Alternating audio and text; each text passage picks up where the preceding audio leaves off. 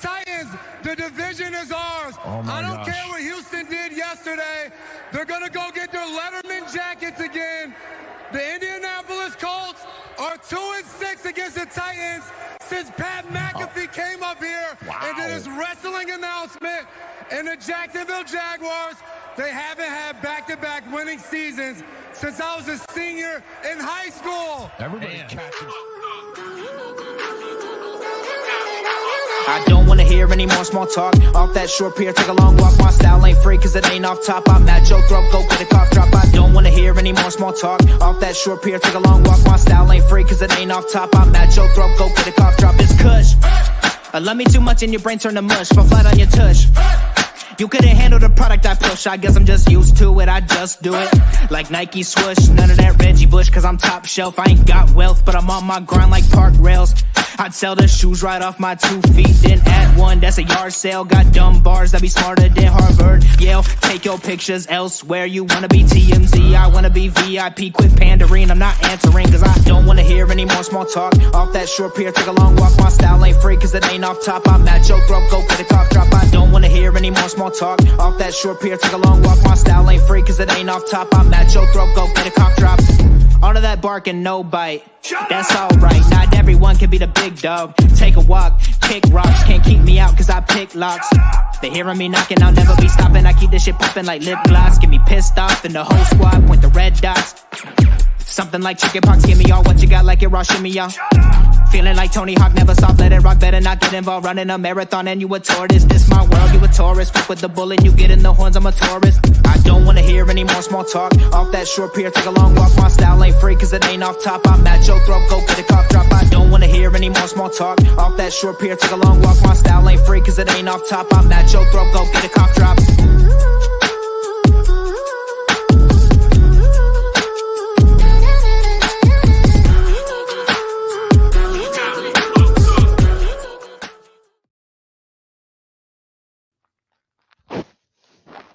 Good evening, everyone, and welcome back to the Titans Fan Battle podcast, brought to you by Fan Battle Sports Network, as always.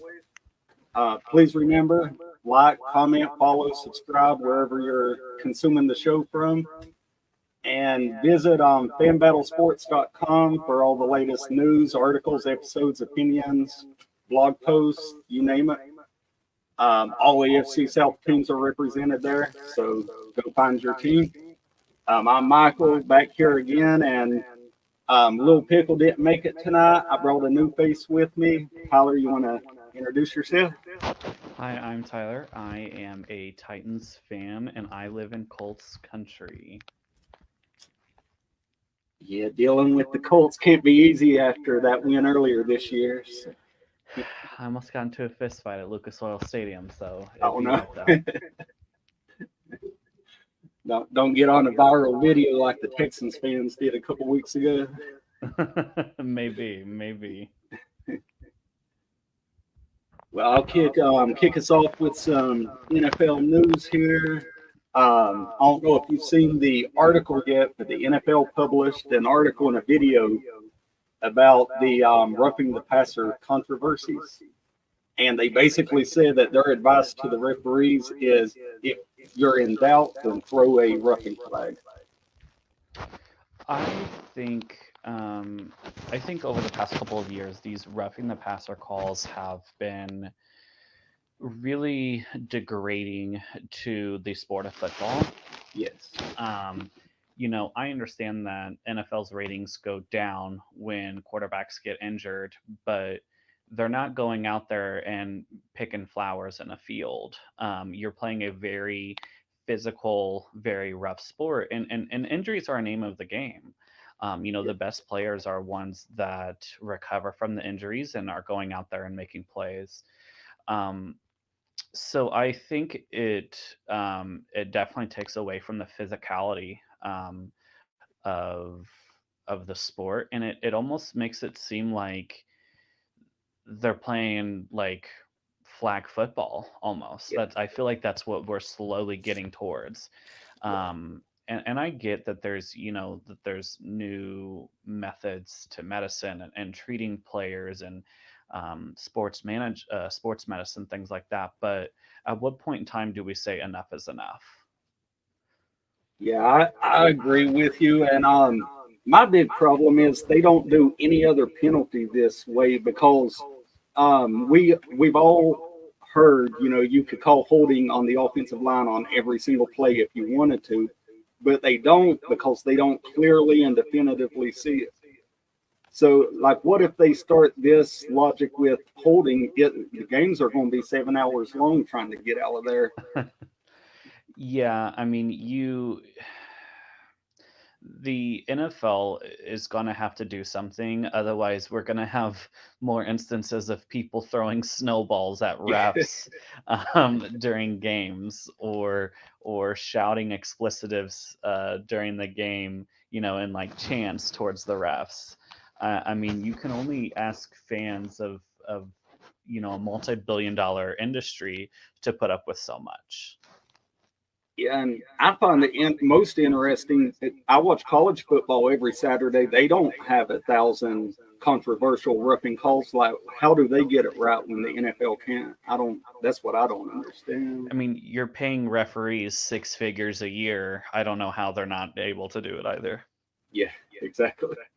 I mean, I could go out there and I would love to go out there and make six figures a year and get to make some of the calls that they're making. I feel like they're meteorologists. Like, they have job security. They get things wrong all the time, and when things get right, people like applaud them and like preach to the masses because they finally got something correct. Yeah, yeah, I agree. But moving on from the refs, the early game this Sunday, the Colts and Patriots, and the Patriots are looking pretty doggone beaten up. They're going to be without one of their top defensive backs. They've already ruled out their starting running back and their starting left tackle. Do you think there's any way that they can compete with the Colts on Sunday? I think as long as they have a coach by the name of Bill Belichick who has 6 Super Bowl wins, um, even though their record may not match it, I think that there's always a chance. Oh, yeah. I think that you've got Bill Belichick, who kind of is the dad of the Colts for the past 23 years. Um, Anything is possible. The NFL is such a week to week league that anything can change. And it's not like the Colts are out here, playing beautifully. Their secondary looked really bad. For one game, the Colts played the season that their secondary looked really good. They were playing a 1-6 team, and everyone, was ranting and raving about it. I mean, I'm sure that Patrick Mahomes would put up, 600 yards against the Panthers and 7 TDs. So I think if the Patriots are going to bounce back at any game, this could be one that they do just because of the rivalry that the Colts have had with the Patriots. I mean, last season they lost, what, 30-3? 30-3. Yeah, and they say, it ain't a rivalry no more because Manning and Brady's gone, but as long as Belichick's there, it's still a rivalry. He hates the Colts because of all those AFC Championship games. Yeah. I mean, I'm obviously I'm rooting for the Patriots in that game. I want the Colts to lose so that way we have a better shot of making the playoffs come January. Yeah, it would help us out. It would move us from fourth place in the division to third at the very least. So. Yes. Yeah, I think the biggest pain for them there is missing Trent Williams because they don't give up any sacks, and that's the one thing that keeps them in the game is that they don't give up sacks. If they go out there and give up 6 sacks this week, they're in trouble. Yeah, but the Colts are missing one of their interior defensive linemen because he was too busy taking performance enhancement drugs. Yeah. So he's going to be gone for a couple of games. And like I said, the secondary for the Colts is not going to be that great historically over the season. So Um, I'm not saying it'll be a blowout. I definitely think it will be close based upon how the Patriots have been playing. But if the Colts win that game, it's going to be because they have two running backs that are playing really well. Yeah, yeah, that's what's going to be tough for the Patriots is that running game. But moving on to an even more important game in the division, Jaguars and 49ers. You think the 49ers can give us some help this Sunday? I mean, I wouldn't be mad if Joey Bosa and Chase Young miraculously injured Trevor Lawrence, and sacked him 10 times. That would make our lives so much easier, right? Yes. Um, And with that pass rush, it could happen because they got four beasts up front rushing the passer. yeah, and the 49ers I've seen have a few secondary members that are being designated to return from IR. Yeah.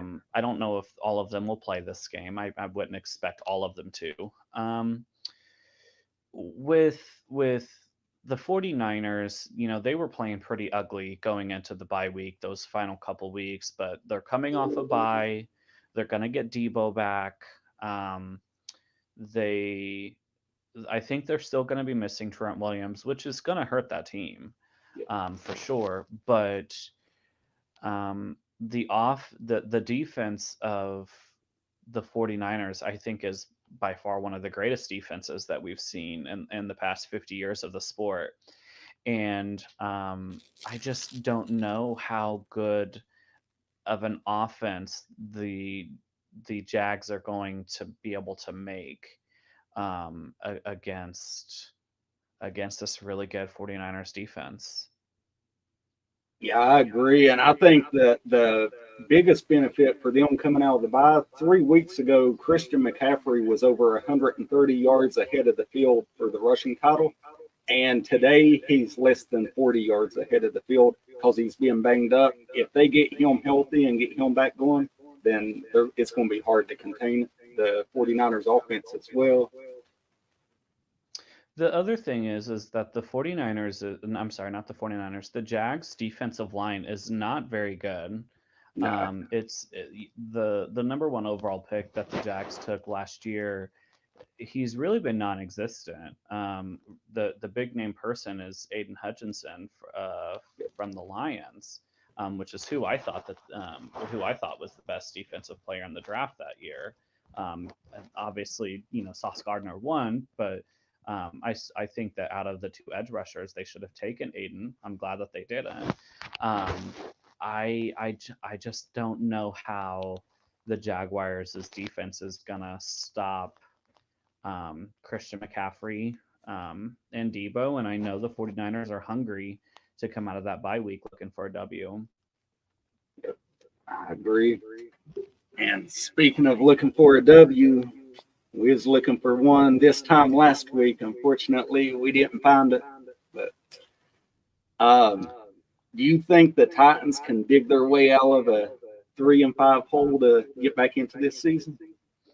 I mean, I think anything is possible. I mean, last season we seen the Jaguars go 4-8, come back and win 5 games straight, go into the playoffs and win the division. So I think it's possible. I mean, we've definitely been in a scenario like this, with Tannehill taking over for Mariota, and then we go on to the AFC Championship. Now, I don't think that our roster is as good as the roster was back then, but it's definitely possible. I mean, Will Levis has a really good receiver to throw to in D-Hop. And based upon what we've seen from Will Levis, he can play a good physical game of football. We have seen him play phenomenally better than Ryan Tannehill has this season. And I think that if Will Levis, even though we lost to the Steelers, if Will Levis played against the Steelers and against the Falcons like we did when we played the Colts, when we played the Ravens. I think that we could potentially have it added an additional win or two in our column. I'm not saying that we would have the best, record, but I think that he gives us the best chance. Now, I was looking at the schedule earlier today, after you and I were talking. Titans have 5 divisional games out of the next 9, and that's going to be brutal. 4 out of the 9 games are on the road, and not only are we playing 5 divisional games, we also have a very tough Monday night game against the Miami Dolphins. And that's going to be a really hard game when we're playing against, probably the best wide receiver tandem in the National Football League with Tyreek Hill and Jalen Waddle. Now, over the past couple of years, the Titans have really beaten up on the Dolphins. But if the Titans are going to dig themselves out of a 3-5 hold, it can't all fall on Will Levis. The team needs to make plays. The team needs to go out there and get some interceptions. We only have 2 interceptions on the season. Those aren't playoff numbers. You don't see these playoff teams that are really pushing for a deep playoff run. They have more than 2 interceptions on the season, and we need to improve upon that. The downfall of going into this week's game looks like we're going to miss our number 1 defensive back in SMB, who injured a finger in the Steelers game. And I'm sorry, but you're not going to play a football game because you injured a finger? Like, am I in kindergarten? Like, what's going on here? Like, this just doesn't make sense to me. And we're missing 1 for sure, I believe, potentially 2 offensive linemen. It's going to be a tough game, but if CJ Stroud can go out there against the Buccaneers and set the rookie record for most passing yards in a game and drop 5 TDs on the Bucs, I think we can win it, because we have a better running back and we have a better wide receiver than the Texans do. But the team needs to step up. That's the bottom line. The team needs to step up, and we need to make good coaching decisions and make good play calls. Yeah, I think that the big key for getting out of this hole is going to be November. I don't think we can lose another game in November, because if we lose a game, especially if we lose head-to-head to the Jaguars, and we're 3 or 4 games behind them going into December, then it's going to be tough. Yeah, it 100% will. I mean, if we lose another game, we would need some additional help to get into the playoffs, especially because we've lost to the Steelers, we've lost to the Browns, and right now that entire division is currently slated to make the playoffs. So we would need some help. Again, anything can happen. We talked earlier how the NFL is a week-to-week league. Trevor Lawrence is due for some bad games sometime soon, I hope. Yeah, hopefully in 2 weeks' time he'll have enough. That is true. What's your biggest worry for the team coming out of Pittsburgh? I would say undeniably it's the offensive line. That offensive line play in the Steelers game, it was very poor. At one point in time, I think almost every starter on that offensive line came out of that game. And you can't expect a rookie quarterback to win a game when almost all of his entire offensive line is injured and comes out of a game at one point in time or another. You wouldn't see Tom Brady winning a game with his entire offensive line coming out of a game. How could we expect Will Levis to? That what I would say is my biggest worry. What's yours? For me, it's the run defense. because it had been almost 18 months since we allowed a team to rush, not a player, but a team to rush for 100 yards against us. And now in 4 straight games, we've allowed 139 or more yards to all 4 teams, an average of 160. And we knew that our secondary was going to be weak this year, but we thought the strength of the team was going to be that run defense, and they got to get back on track against the Buccaneers this week. And the Buccaneers haven't been known for having a really good rushing offense. They tried running a dual-headed beast with Leonard Fournette, but I think we have a possibility to get back on track with our rush defense. Yeah, I think so, because the Bucs have the second fewest rushing yards on the season, and they have the lowest average yards per carry on the year. So hopefully, if we let them run for 140 yards on us, then the problems are deeper than I thought they were. That's for sure. I would agree with that. Looking forward to this Sunday, enough looking back. What do you think the offense is going to look like with Will Levis now the permanent starter? You think that he has what it takes to take the reins for good? I don't. My expectations for him for the remainder of the season are low. Not because of him specifically. I like what I've seen from him, but his supporting cast, it has to be better, especially in this division where this division is starting to stack. The offensive line needs to play better. We need a better wide receiving core. We probably have the worst wide receiving core in the entire NFL. The one saving grace that we have is Derrick Henry, but Derrick Henry's getting older. We can't always rely on him. And Derrick Henry can only do so much with a below average offensive line. So from what I've seen against the Falcons, which when he played the Falcons, they had the number 3 defense in the NFL. So he can make plays when he's given time to throw the ball, when he's not having to get the ball out in 0.5 seconds. I've seen in that Falcons game, when you give him time, he's going to place that ball and he's going to make plays. And if he has to sit in that pocket for a little bit, he's okay with it. He looks very comfortable in the pocket.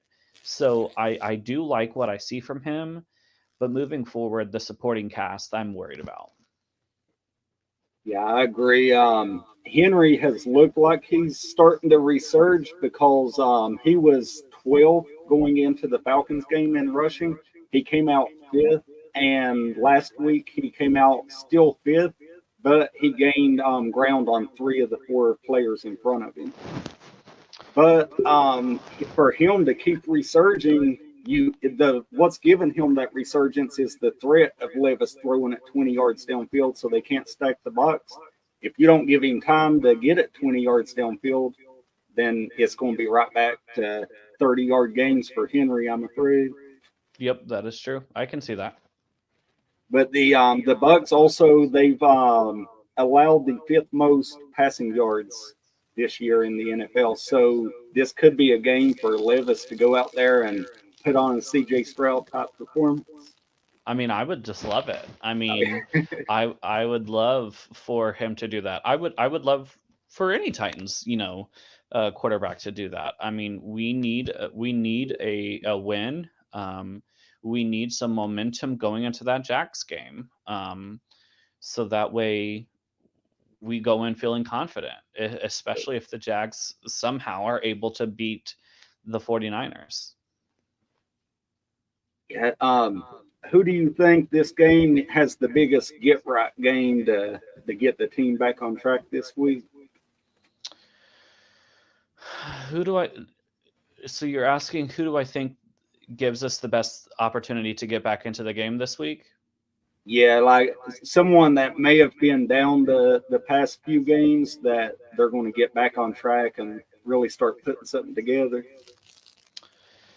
Um, I'm gonna say I'm gonna come at it from a historical perspective. I'm gonna say Kyle Phillips. Nice. I like that. This season has been rough on Phillips. He was injured for quite a few games, but that Steelers game, him and Levis really seem to have connected. He had a really good game from what I've seen. So even though Traylon Burks has not been practicing, I think that in order for us to succeed, I would really like to see. Obviously, if we want to succeed, our wide receivers need to play well. But I think Phillips, if he has a game this week like he did against the Steelers, there may be some conversations about him potentially moving up in the depth chart, in my opinion. Yeah, I agree. And Titans fans had high hopes for him coming out, and he's just been on the injury report every week. And then he had his fumble issues on punt returns. But last week he led us actually. He had the most receiving yards in the game for the Titans. So I mean, he really started to put his thumb back on the scale.